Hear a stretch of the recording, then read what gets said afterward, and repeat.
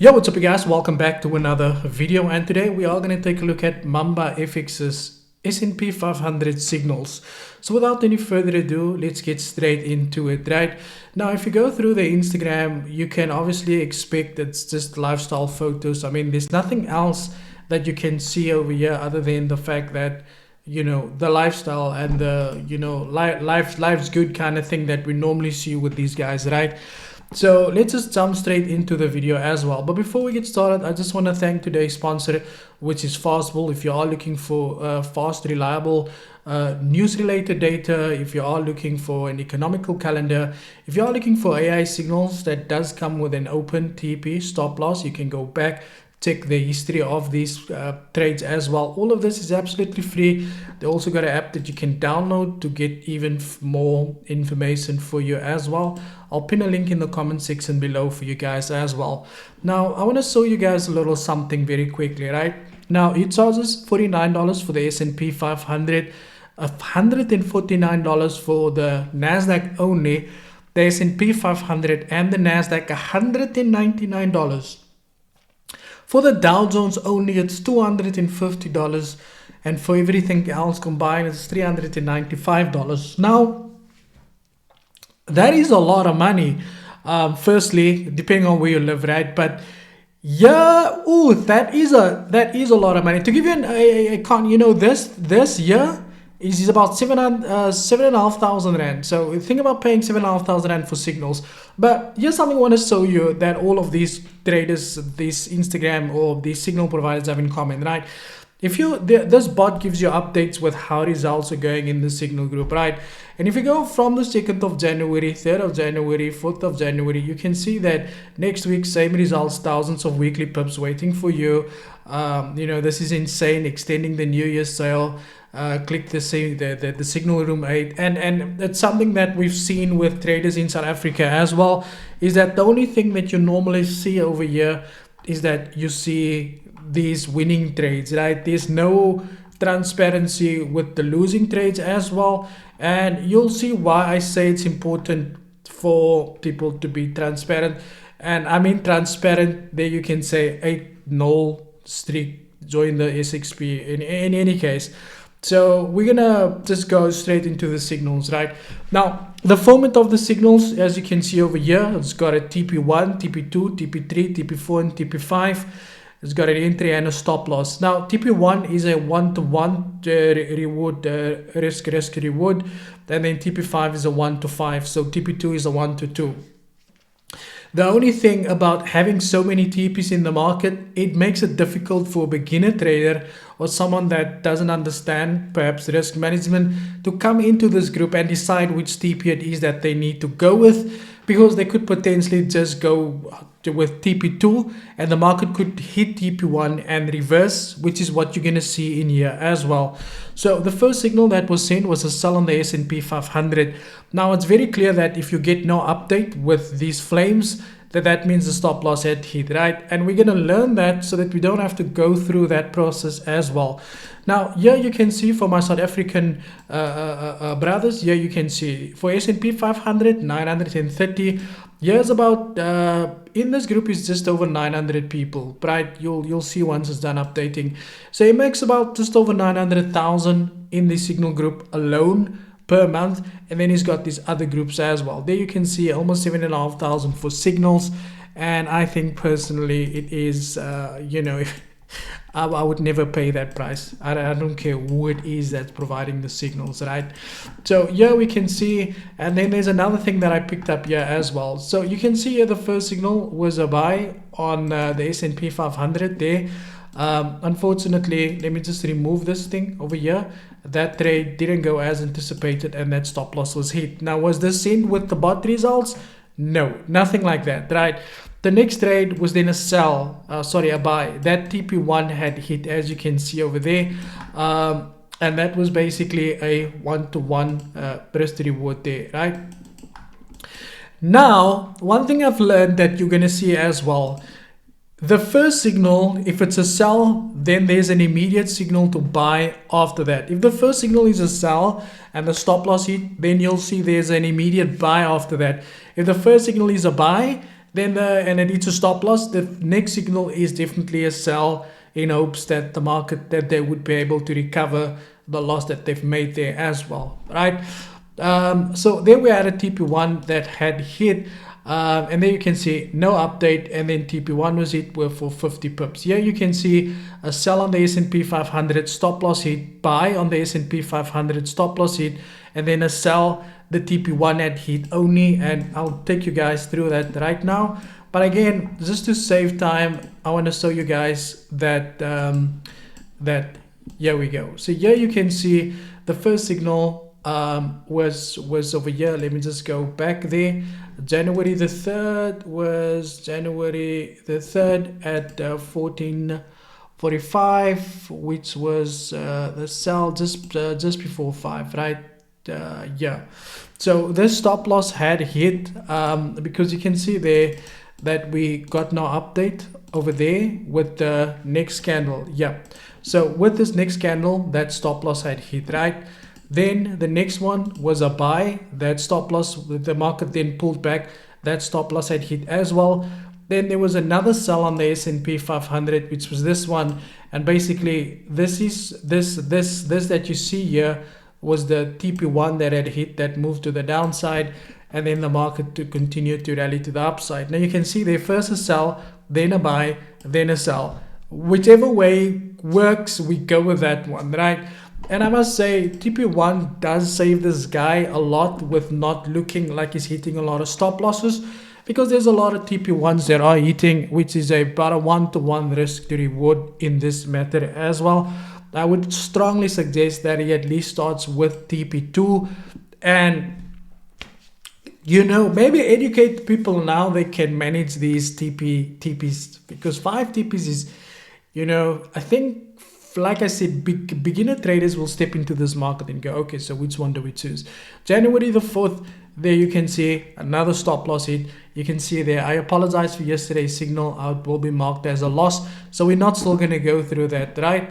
Then things started to pick up, right? So this is on January the 8th, and then we can see over here, the first TP had hit for, am I now correct? Yep. So here we had, on January the 8th at 4:30, which was somewhere around there, right? Again, these signals are sent after the NY, or just before the NY open. Sometimes it's sent at the NY open. So you don't get into the market before, like that candle just before that one opens. No, the trade is sent when that NY candle has already opened. You can see there at 16:31 and not 16:29 or 16:28 perhaps, right? And then basically we moved all the way to TP5 January the 8th. I just want to make sure that I got this correct with the TP. There we go. Okay, there. So January the 8th, 16:31, January the, no. This is, no, sorry. This is the stop loss that had hit that he was speaking about, right? So let's go over to January the 8th over here. So here we go. So here you can see it was a beautiful 1-to-5 risk to reward, and he hit beautifully once again.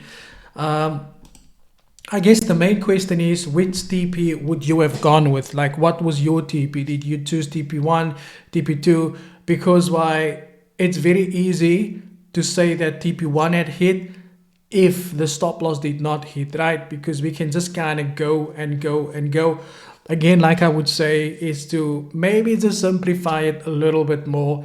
Go with the 1 to 2, remove the TP1, because I think the TP1 is very close to the price, the execution price. But overall, very, very good results here and there. I'm not a big fan of TP1 to TP5 because, like I said before, it does skew out the risk a lot, right? But this was a well-executed trade, and then another well-executed trade before we got there.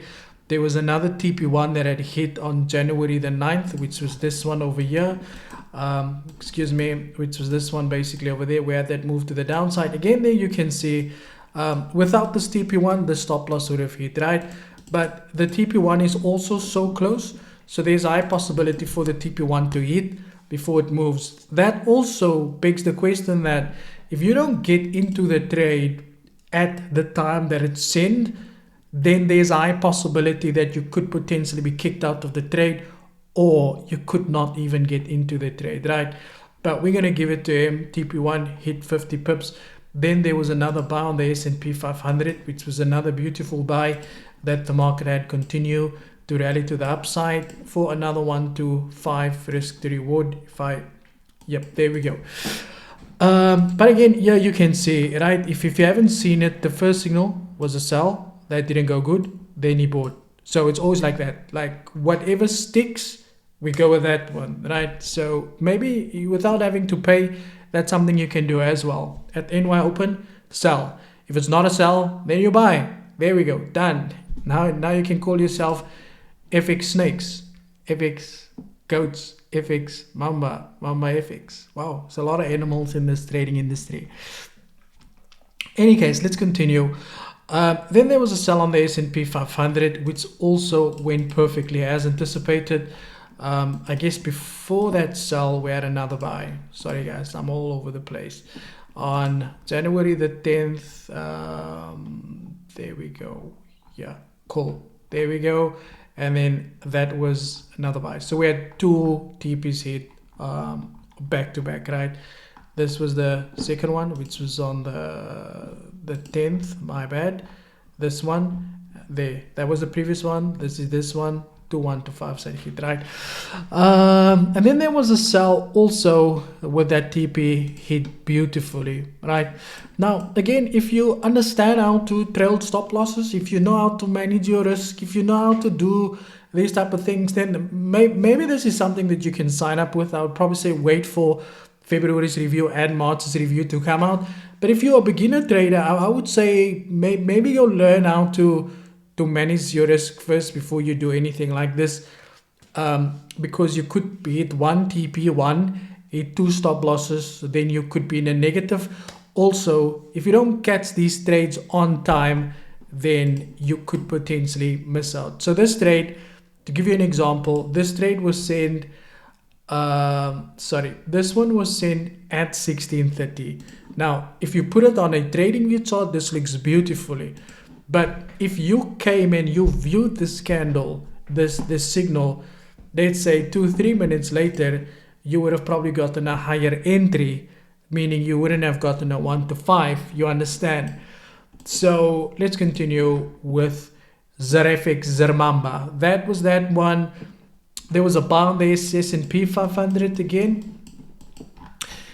And once again, yeah, you can see that TP1 had hit over there. Again, TP1 hits, market U-turns, and then hits the stop loss. Now, if you are the kind of trader that only makes use of TP2 or TP3, then you would have had a stop loss hit, right?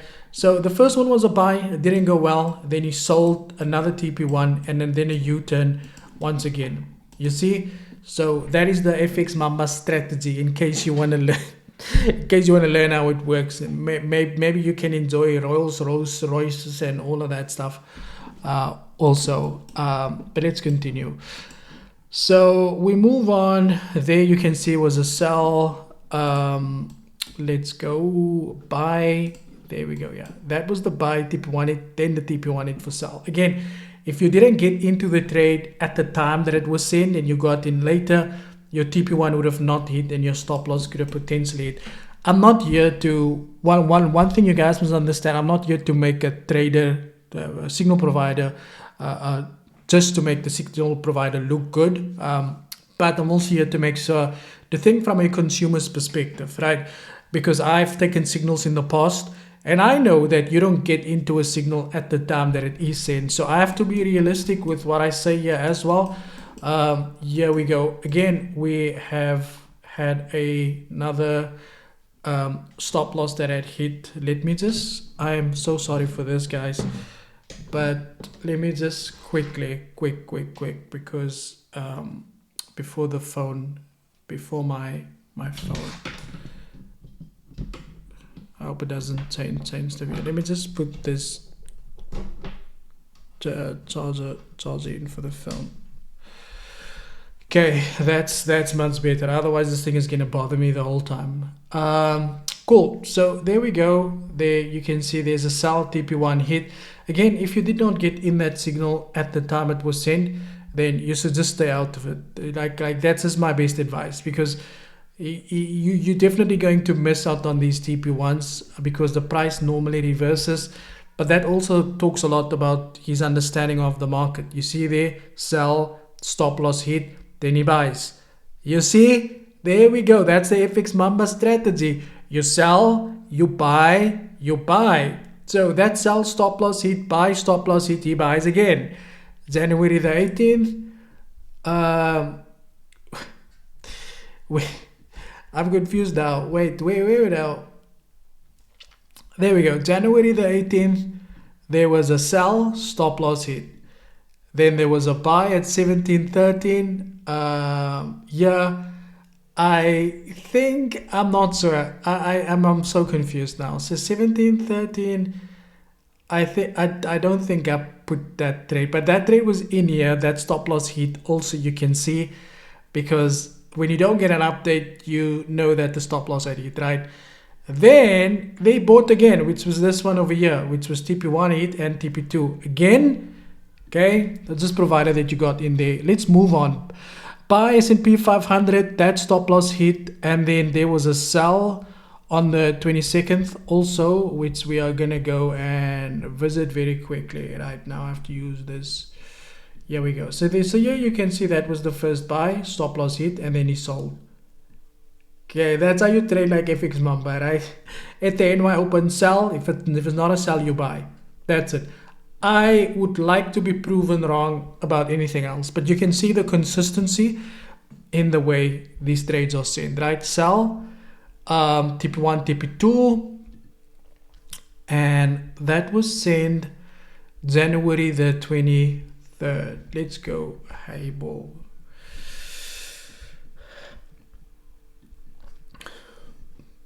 Here we go, beautiful. But if TP1 hit, then we would have gotten a buy. So here we go, buy, TP1 hit and TP2 hit. And this is kind of how I summed his way of trading up, the way that he trades, right? So where are we now? January the 24th. I am so all over the place with these signals. Okay, so we've spoken about the sell. Now we're going to go to January the 24th. There was another sell. Here we go. So here you can see, here was a sell. TP1 had hit. And because there was no TP2 was just below that candle, the next one was a buy. You understand? And that gave them a TP1 and a TP2 according to the information. Right there you can see. Sell. There you go, TP1 hit, then he buys. If TP1 and TP2 hits with the first signal, then he doesn't send another signal. Okay, maybe that's something you guys should try also, instead of paying thousands and thousands of rand for signals. Let's go see that one quickly. Here you can see, yes, there was a sell, TP1 hit, and a buy, TP1 hit. Yes, yes. Ow! FX Mamba Yong. There, TP1 hit, TP1 hit. But I can guarantee you, if you don't get in on these signals the same time it gets sent, leave it. Just stay out of it. TP1 hit. Did we get a buy? No, we only got the buy the next day. Right, let's go to the 26th. Hi, Borichi. There we go. Sell, TP1 hit. Buy, TP1 hit. January the 29th. There we go. TP1 edit, right? So this is all you get. All of these stop losses hit. So I'm not even going to waste your time with that. You must know they stop loss hit, both now. He bought, he was wrong. Then he sold, he was wrong. Again, I don't think he, again, we can argue, right? I mean, and then there was a sell which went perfectly, right? And that kind of concludes this review, right? To sum this up for you guys, I'm gonna review February and March as well, so that you guys can get an overall conclusion about this. I do understand that trading the NY Open, you don't always have the overall direction of the market. It's like trading news, right? But I don't think this gentleman, is that bad with trading. I just think that he gambles with thinking whether the market's going to go up or down. And if he's wrong, he just goes in the opposite. If he's wrong there, then he just leaves it. And if you want to trade like that, then there you go. Nobody needs to pay this type of money to trade like this. And that is an easy way to trade. Now, is it profitable? I don't know. You decide whether it's profitable or not. But for me, all these TPs makes no sense, especially for a new beginner trader. But overall, it looks okay, Let me know what you think. I think you guys are going to be the people that would like to sign up or not. Let me know your thoughts in the comment section. I would like to know it. Thank you for your time. And as always, cheers for years.